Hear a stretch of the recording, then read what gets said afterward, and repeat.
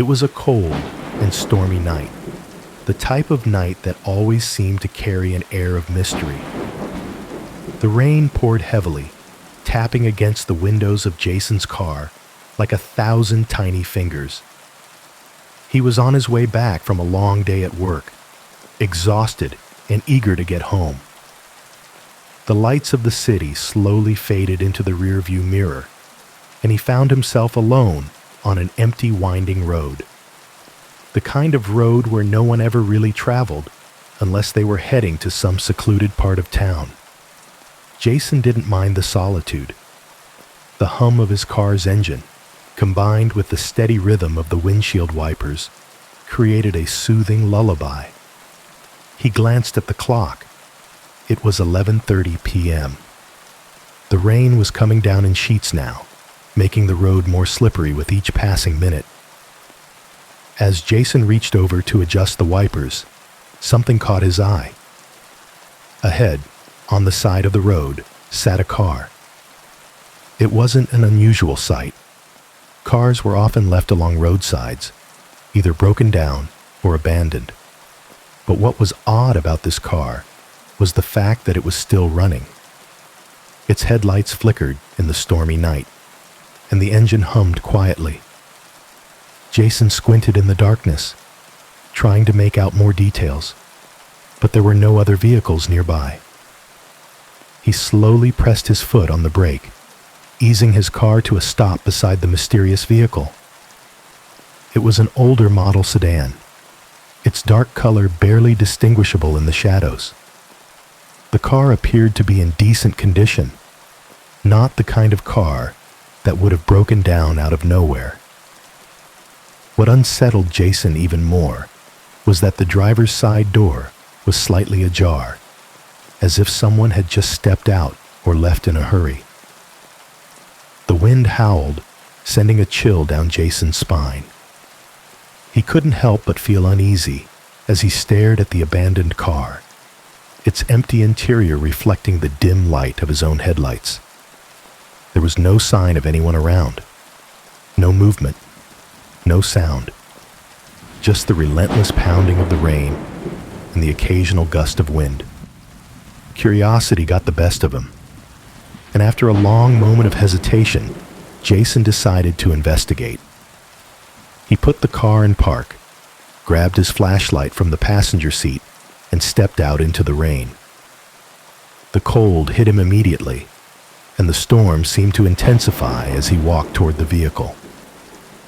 His shoes splashed in the growing puddles on the road, and the sound of water hitting the asphalt mixed with the steady beat of the rain against his jacket. As he got closer, he noticed something strange. The car's windows were rolled down slightly, and there was no sign of anyone inside. The driver's seat was wet, as if someone had been sitting there recently, but had quickly left. Jason's breath caught in his throat. There were wet footprints leading from the driver's seat toward the passenger door. The footprints seemed to be fresh, the edges of the rainwater still holding their shape. He looked around, but there was no one in sight. Jason's heart began to race. He shone the flashlight into the car, but there was nothing unusual. The dashboard lights flickered, casting an eerie glow inside the car. Everything appeared normal, except for the wet seat and the footprints that seemed to lead nowhere. A strange unease settled over him, like the car had been waiting for him to come closer. The wind picked up again, and Jason couldn't shake the feeling that he was being watched. He turned around to check the road, but the night seemed to stretch endlessly in both directions. No other cars in sight. He took another step forward and peered into the car, shining the flashlight across the interior. That's when he saw it. On the passenger seat, lying in the front of the car, was a small object, a black leather glove. It was oddly out of place, almost as if it had been placed deliberately there. Jason felt a wave of dread wash over him. He glanced at the glove, then back into the car, trying to make sense of the situation. But there was something else. In the back seat, Jason noticed something even more unsettling. It was a reflection, a faint, shadowy figure that appeared for just a split second in the rearview mirror. Jason's breath caught in his throat, and his hand froze in midair. The figure was gone before he could fully comprehend what he had seen. But it was enough to send a surge of panic through him. His pulse quickened. Was there someone in the car? Or had his mind played tricks on him? The shadow had been fleeting, too brief to be sure of, but Jason couldn't shake the feeling that something was wrong. Just then, as he stepped back from the car, something strange happened. The car's engine roared to life. Jason jumped back, startled by the sudden sound, and the car's headlights flickered one last time before they went dark. Everything fell eerily silent. For a moment, Jason stood frozen, his heart pounding in his chest. His mind raced. Was the car haunted? Was it waiting for him? The atmosphere felt heavy, thick with the sense that something was lurking just out of view, waiting to strike. He turned to leave, his instincts screaming at him to get back to the safety of his own car. As he did, he heard it. A faint sound, a whisper. "Get out," it said, so quietly that Jason almost couldn't hear it over the sound of the rain. It was a voice, cold and distant, but undeniably real. Jason spun around, heart hammering in his chest. The car was still there, sitting in the same spot, its headlights now completely dark. The rain had slowed a little, but the tension in the air was palpable. Jason's breath came in short bursts as he quickly made his way back to his car, his footsteps splashing through the puddles with urgency. He fumbled with the door handle, finally pulling it open and diving inside. He slammed the door shut and locked it, his heart still racing. His hands trembled as he gripped the steering wheel. The eerie feeling of being watched didn't leave him as he started the engine and sped off down the road. But as he glanced in his rearview mirror, the abandoned car was gone. The road behind him was empty. Jason drove the rest of the way home without incident, but the image of the abandoned car haunted him all the way. He couldn't explain what had happened. The figure in the mirror, the strange whisper, the glove. Nothing made sense. And yet, he couldn't shake the feeling that he had encountered something far beyond the ordinary that night. The next day, Jason drove down that same road again, hoping to find some explanation. But when he passed the spot where the car had been, there was nothing there. No sign of the sedan, no footprints, not even a trace. Jason tried to put it all out of his mind, but every time it rained, he would think back to that night. The unsettling feeling would return, and he couldn't escape the nagging thought that something from that car had followed him home. Years later, he would still think about the abandoned car on that stormy night. He would wonder if he had imagined it all, or if the car was something far darker than he could ever understand.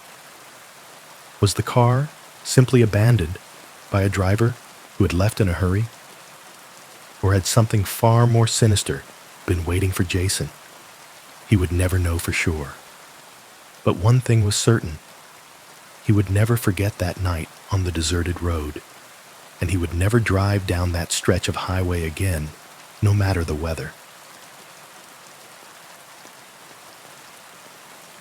It was one of those nights when the rain never seemed to stop.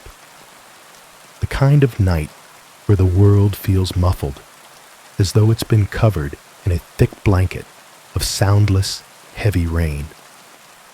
The streets glistened with water, the streetlights casting pale halos on the slick pavement. Greg was driving home from his late shift, exhausted and ready to get some rest. He had just left his workplace in a quiet suburban town on the outskirts of Chicago. The road was familiar to him, a stretch of highway he took almost every night. But tonight, something felt different. The usual comfort of the dark road was replaced by an eerie unease. The rain had picked up, the windshield wipers working overtime to clear the sheets of water that fell relentlessly. But despite the constant downpour, the road ahead seemed oddly empty, almost deserted. Greg adjusted his rearview mirror and rubbed his tired eyes. He glanced around, barely paying attention to the road, when suddenly his headlights illuminated something ahead, something, or rather, someone, a woman. She stood by the side of the road, just past a long curve, drenched to the bone. The rain had soaked through her clothes, her hair hanging limply around her face, and she didn't seem to be moving at all. Greg slowed down as he neared her, wondering if she needed help. She didn't look like someone who would be standing out there on a night like this, unless she was in distress. He pulled his car to a slow stop, the tires hissing against the wet pavement. His eyes flicked to the passenger seat where his phone sat, charging. The woman didn't move, and she didn't acknowledge the car's approach. Her face was pale, and her clothes, an old, faded dress, looked out of place for the chilly, rainy evening. "Are you okay?" Greg called out, rolling down his window just a little to get her attention. But she didn't respond. She didn't even look at him. She just stood there, her eyes fixed on something far ahead. Greg's heart skipped a beat. He didn't know why, but something about the woman unsettled him deeply. His instincts told him to drive away, to keep going. But there was something in the way she stood there that made him hesitate. He asked again, a little louder this time. "Do you need help? It's a storm out here. You shouldn't be standing in the rain." The woman didn't move. She didn't speak. She didn't even acknowledge his presence. Instead, she slowly extended one pale, trembling finger toward the road ahead. Greg followed her finger, his gaze shifting to the dark, endless stretch of the road. There was nothing there, just the faint shadows cast by the streetlights. He blinked, then looked back at her. "Where are you going?" he asked, trying to make sense of the situation. The woman still didn't answer. She just stood there, the finger now pointing unwaveringly down the road. Something about the gesture made Greg uneasy, a cold feeling spreading through his chest. He could feel his heart beating faster, his mind racing with thoughts he couldn't quite understand. Without another word, Greg put the car in drive and began to move forward, slowly pulling away from the strange woman. But as he did, he glanced in the rearview mirror. What he saw made his blood run cold. In the mirror, the woman was standing still, her body barely visible in the rain, but her face was unmistakable. Her eyes were wide open, staring directly at him, and her lips were curled into an unsettling, twisted smile. It wasn't a smile of relief, as though someone had finally stopped to help her. No, this smile was cold, cruel, and something far more sinister. Greg slammed his foot on the gas pedal, and the car lurched forward, the tires screeching as he sped away from her. His hands gripped the wheel so tightly, his knuckles turned white. He could still feel her eyes on him, like they were burning into the back of his skull. The road ahead was blurry, the rain obscuring his vision, but he didn't care. He just had to get out of there. He couldn't shake the image of her smiling face, those wide, hollow eyes, and that outstretched finger pointing towards something unseen. His car tore down the wet road, the wind howling as it whipped the rain against the windows. His breath was shallow, his mind racing. What had he just seen? Was it real? Or was it just his mind playing tricks on him after a long, exhausting shift? Greg didn't stop driving until he reached his apartment. He parked quickly, his heart still pounding in his chest. His hands shook as he turned off the engine and sat in the car for a moment, trying to collect himself. The rain continued to fall heavily outside, the world outside his window a blur of darkness and water. He let out a long, shaky breath and reached for his phone. He needed to talk to someone, anyone, to calm his nerves. Maybe it was just a coincidence. Maybe the woman had been a stranger who simply needed help. But something told him it wasn't that simple. Greg texted his best friend Tom, asking if he could come over. He needed to talk. But just before he hit send, he paused. A thought crossed his mind that made his stomach drop. The woman hadn't spoken to him, hadn't said a word. But what if she was trying to warn him? What if her finger had been pointing not at something ahead on the road, but at something, someone, that was following him? He shook his head, trying to dismiss the thought, but the unease lingered. He looked at his phone again, checking the time. It was just after midnight. Greg decided to go inside, but as he stepped out of the car, something strange caught his eye. Just across the street, in the dim glow of the streetlight, he saw her, the woman. She was standing at the corner, staring at him. Greg froze. His breath caught in his throat, and his pulse began to race. How could she be here? How did she follow him? Before he could move, the woman raised her arm, pointing again. Greg bolted into his building, ignoring the knot in his stomach, the pounding of his heart. He slammed the door shut behind him, locking it with shaking hands. His mind was a whirlwind of confusion, fear, and disbelief. Was he losing his mind? Was it all just a bizarre coincidence? The next day, Greg went online to search for any mention of a woman who might have been wandering the roads that night. He didn't know what he was hoping to find, but he needed something, anything, to explain what had happened. After a few minutes of searching, he found an article about a woman who had gone missing several years ago. Her last known location?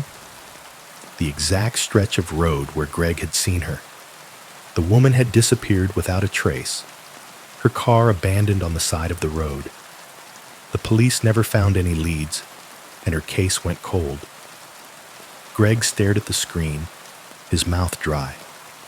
Could it be the same woman? Was the woman he had seen that night somehow connected to the missing person? He didn't know, but he could never drive down that stretch of road again. As long as it rained, he would always remember that woman and her outstretched finger pointing down the road, and he couldn't shake the feeling that somehow she was still watching him. It was a cool evening in early autumn when Michael decided to take his usual solo hike into the woods. He had hiked in these forests countless times before, and nothing had ever bothered him. The path was familiar. The trees, their branches heavy with rain, whispered the same old secrets. He had always found comfort in nature, in the tranquility of the dense woods. But tonight was different. The rain had started earlier in the day, turning the ground beneath his boots into a slick, muddy mess. But it wasn't the rain that made Michael uneasy. It was the silence. As he walked along the narrow trail, the usual sounds of the forest seemed muted, swallowed by the relentless downpour. The usual chirping of birds, the rustling of leaves, and the scurrying of animals through the underbrush were conspicuously absent. The only noise was the rain pelting against the trees, a sound so loud it almost drowned out everything else. Michael glanced around, his breath visible in the chilly air. The trees towered above him like dark sentinels, their twisted branches forming a canopy that allowed only the faintest slivers of light to pass through. It was as though the woods themselves were holding their breath, waiting for something. But what? He shook the thought from his mind. He had been here hundreds of times before. This was just another hike, another evening spent in the peaceful isolation of the woods. But something didn't feel right. The air felt thick, like it was charged with an unsettling energy. And the further he walked, the more the sense of unease grew. The path seemed to stretch longer than usual. He could barely see through the mist, and the trees around him began to look more and more distorted in the twilight. He paused for a moment, pulling out his map to check his bearings. He had gone off the main trail, just to explore some less frequented areas, but something told him to turn back. The wind picked up, and the rain started to fall harder, sending drops stinging against his face. As he turned to retrace his steps, he saw something that made his heart stop. A figure standing in the distance between two trees, just out of reach of the dim light filtering through the branches. At first, he thought it was just a trick of the light, a shadow, a figment of his imagination. But as he squinted, the figure remained. A tall, shadowy figure, standing unnaturally still. Michael's pulse quickened. Was it a hiker like him, or was it something else? "Hello," Michael called, his voice barely rising above the roar of the rain. "Hey, are you lost?" There was no response. Michael hesitated, then took a step forward. The figure didn't move, didn't speak. It simply stood there, motionless. A sense of dread crept up Michael's spine. He could feel it, like the forest itself was watching him. He took another step closer. He couldn't see the figure's face, just the outline of its body in the fading light. It was as if the shadows around the figure were more intense, as though it was absorbing the very light itself. "Are you okay?" Michael asked again, this time louder, his voice tinged with nervousness. Still, no response. He reached into his pocket and pulled out his flashlight, flicking it on. As the beam of light cut through the rain and mist, he finally saw the figure's face. It was a man who looked pale and gaunt, his face twisted in an expression of fear and confusion. His eyes were wide, bloodshot, staring into nothingness. Michael stopped in his tracks. There was something wrong with him. The man's clothes were torn, as if he had been in the woods for days. He didn't look like a normal hiker. He looked like someone who had been lost for far too long, someone who had seen things that no one should ever see. Suddenly, the man's lips parted, but the words that came out were barely a whisper. "Get out of the woods," he croaked, his voice raspy, almost inhuman. "Leave now, before it's too late." Before Michael could react, the man staggered backward into the shadows, disappearing into the forest as if the trees had swallowed him whole. Michael stood there for a long moment, the flashlight trembling in his hand.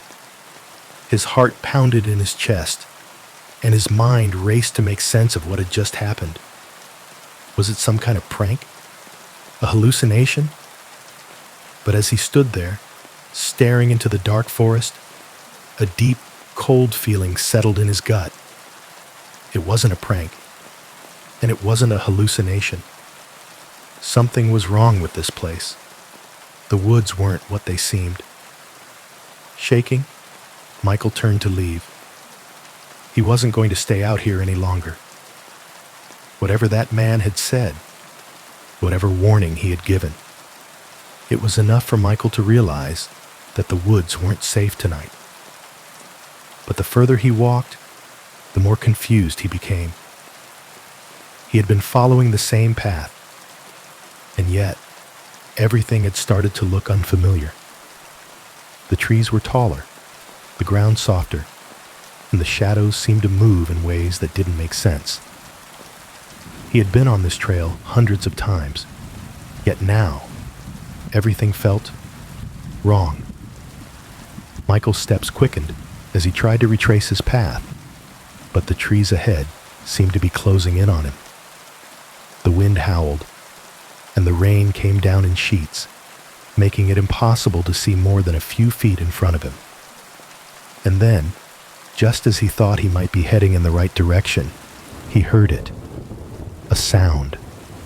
A faint whisper carried on the wind. It wasn't just the sound of the rain anymore.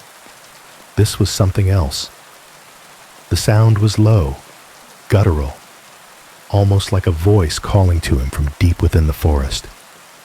He couldn't make out the words, but the tone was unmistakable. It was a voice that was pleading with him to listen, to stay. Michael froze, the hairs on the back of his neck standing on end. The whisper seemed to come from all directions, swirling around him, echoing in his mind.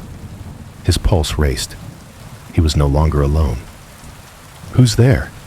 He shouted into the darkness, but his voice was drowned out by the sound of the rain. And then, in the corner of his eye, he saw something move.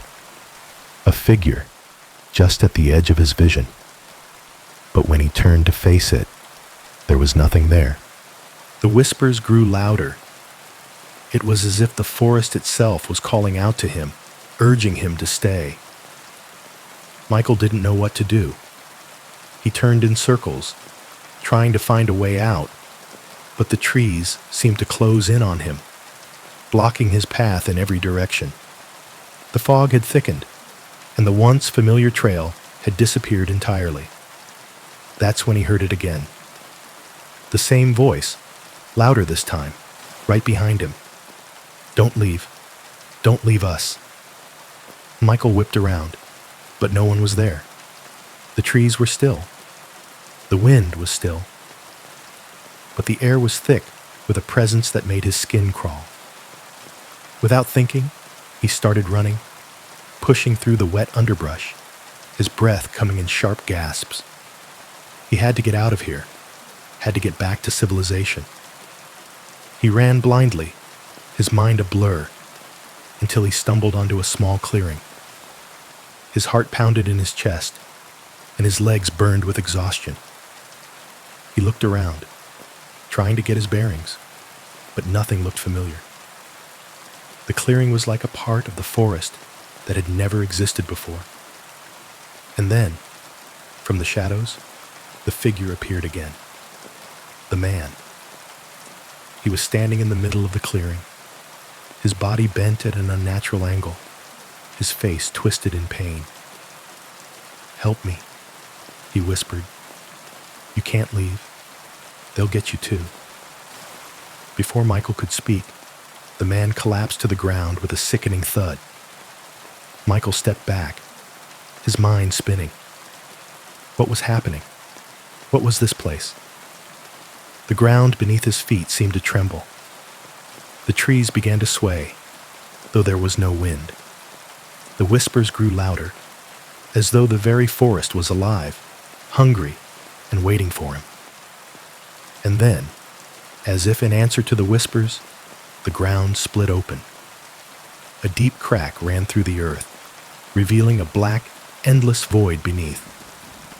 Michael felt the pull of the darkness, felt himself drawn to it, as if something were reaching out to claim him. He turned to run, but the forest wouldn't let him go. The trees twisted and closed in, and the whispering voices were no longer whispers. They were screams. Michael screamed too, but it was drowned out by the sound of the earth consuming him.